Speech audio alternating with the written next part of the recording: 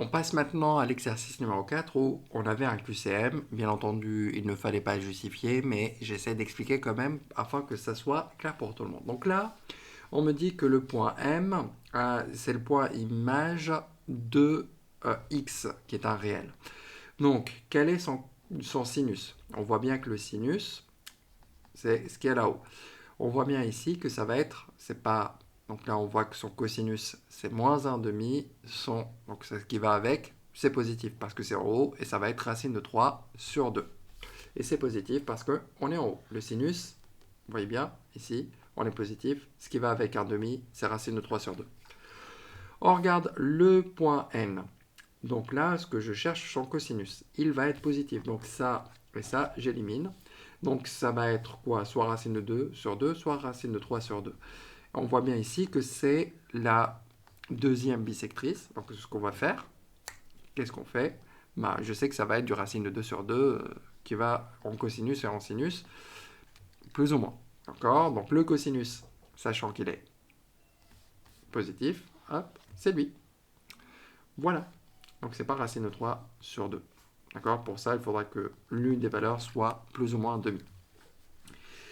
Alors, qu'est-ce qu'on a déjà ici? On sait que x secondes est sur l'intervalle moins pi 0.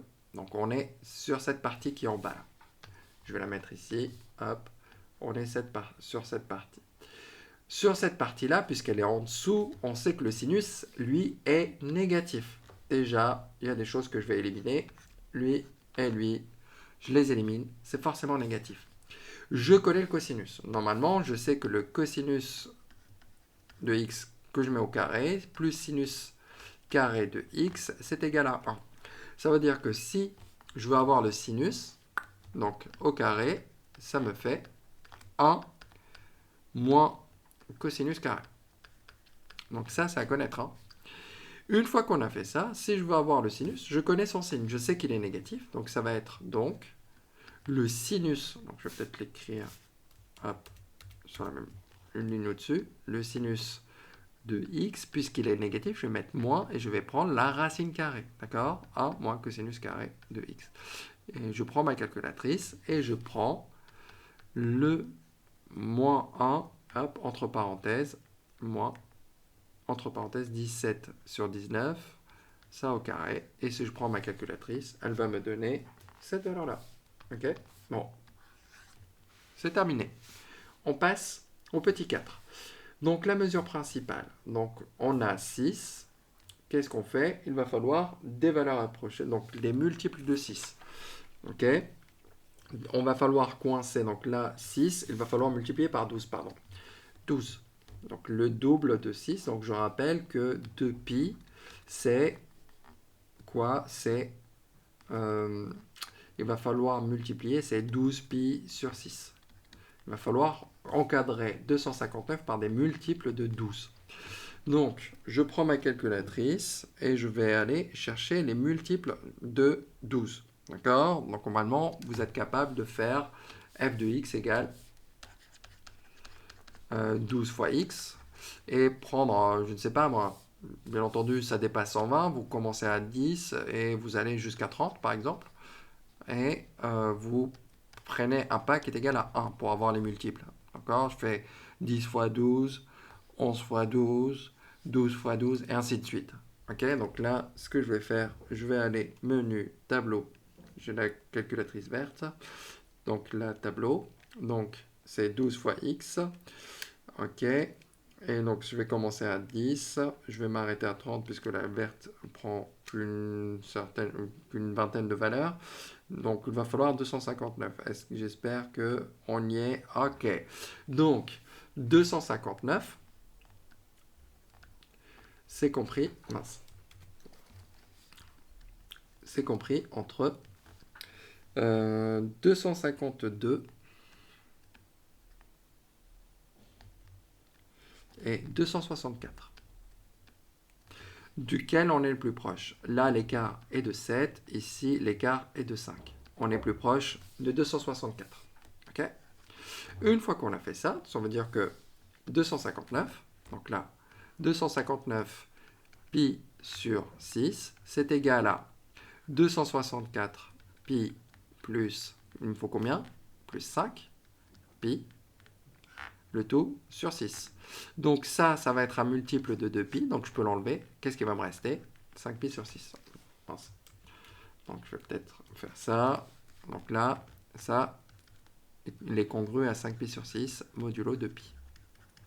Si je dois l'écrire correctement. Donc là, normalement, la bonne valeur, ça va être moins 5pi sur 6. Ah non, c'est moins, pardon, excusez-moi. Je fais n'importe quoi. C'est le moins. Le signe. Ah. Oui, il faut enlever 5. Voilà. C'est pour ça que ça me paraissait bizarre. Donc, il faut enlever 5. 264 moins 5. Voilà, ça me paraissait. Donc, le moins. Une fois qu'on a fait ça, on regarde ici. Normalement, ça, on n'a même pas besoin de réfléchir. Mais si je veux regarder, donc là, j'efface ça. Je prends x. D'accord? Imaginons ça, c'est x. Si je rajoute pi sur 2, donc un angle droit, donc on va se retrouver là. Et je m'intéresse à son cosinus. Son cosinus est négatif, d'accord? C'est à peu près le sinus, mais sauf que c'est dans l'autre sens, donc c'est moins sinus de x. Et voilà. Une fois qu'on a fait ça, on revient ici. Donc là, normalement, on doit être sur l'intervalle 0 pi sur 2. Il ne faut pas que ça dépasse. Donc lui, je l'élimine directement. Et je prends la calculatrice. Au pire, je prends la calculatrice et je trouve que c'est lui. Si je ne veux pas prendre la calculatrice, là, je n'ai pas spécialement envie de m'attarder. Donc, vous prenez votre calculatrice, vous tapez cette expression, celle-là, vous calculez pour pi sur 6, pi sur 3, pi sur 4, mais il y en a forcément qu'une qui va être bonne sur les trois. Là, on est sur le bon intervalle. La première, elle n'est pas sur le bon intervalle. On voyait bien que 7 pi sur 12 est plus grand que 6 pi sur 12, qui est pi sur 2. Voilà. Une fois qu'on a ça, je passe à la partie produit scalaire, qui est basique. Hein. Vraiment, on a fait des choses qui étaient abordables pour toutes les classes, afin que les personnes qui n'ont pas fait beaucoup de produits scalaires puissent faire cet exercice-là. Alors, donc là, on voit bien que l'angle ici a pour sommet A. Les deux vecteurs là partent de A. Donc, je vais faire norme fois cosinus. Donc là, je vais faire 6 fois 5 fois cosinus de l'angle pi sur 4. Pi sur 4, quel est son cosinus? Donc là, si je me rappelle, pi sur 4, donc on a racine de 2 sur 2. Donc je vais faire 5 fois 6, 30. 30 divisé par 2, ça fait 15. 15 racine de 2. Et voilà. Normalement, on est là.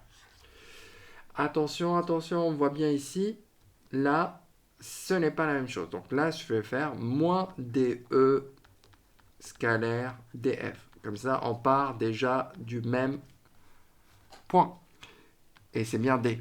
Ok, très bien. Donc je vais faire moins 6 fois 5 fois le cosinus de l'angle pi sur 3. Alors, pi sur 3, où est-ce qu'il est? Donc là, pi sur 3, il est ici. Quel est son cosinus? C'est 1,5. Donc ça nous fait moins 30 fois 1,5, ça nous fait moins 15. Et voilà. On l'entoure ici. On regarde là. Donc ça, j'efface cette partie-là. Hop. Je sais que le produit scalaire, donc si je veux avoir, donc là je rappelle une chose, si je veux avoir l'angle, je prends le produit scalaire et je prends, si je veux la mesure d'un angle, il va falloir prendre arc cosinus, puisque si j'ai le cosinus, pour avoir l'angle, je prends arc cosinus. Déjà, le cosinus, lui, je l'annule directement. Je n'ai même pas besoin de poser de questions. Alors, Arcosinus de quoi? Je prends le produit scalaire divisé par le produit des normes. Donc le produit scalaire, c'est quoi? C'est moins 7 sur 5 fois 6. Et donc ça nous fait arcosinus de moins 7, moins racine de 7 sur 30. Puisque je n'ai même pas besoin de prendre la calculatrice, puisque je sais qu'il n'y a qu'une seule bonne réponse, c'est celle-là. Les autres, je ne les regarde même pas. Alors, là, quand on a les coordonnées des vecteurs, donc quand on a les coordonnées des points, je peux avoir les coordonnées des vecteurs et je peux calculer le produit scalaire assez facilement. Donc là, il va falloir kj, les coordonnées de kj. Donc je prends les coordonnées de j moins les coordonnées de k. Donc je vais avoir moins 2 plus 1, moins 2 plus 1, ça fait moins 1. Je vais prendre moins 1, moins 4, ça nous fait moins 5. Ça, c'est les coordonnées de kj. Les coordonnées de jl maintenant. Les coordonnées de jl, donc je prends les coordonnées de l moins les coordonnées de j. Donc 3 moins 1, c'était j. Pardon. 3 moins 2, c'est-à-dire 3 plus 2, 5. 1 moins 1, 1 plus 1, 2. Une fois qu'on a fait ça, on fait le produit scalaire. Donc je vais faire moins 1 fois 5. Donc attention à ne pas confondre avec le déterminant. Moins 1 fois 5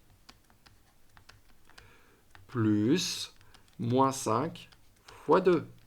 Donc ça nous fait moins 5 plus moins 10. Donc ça fait moins 15. Une fois qu'on a fait ça, j'entoure et c'est fini.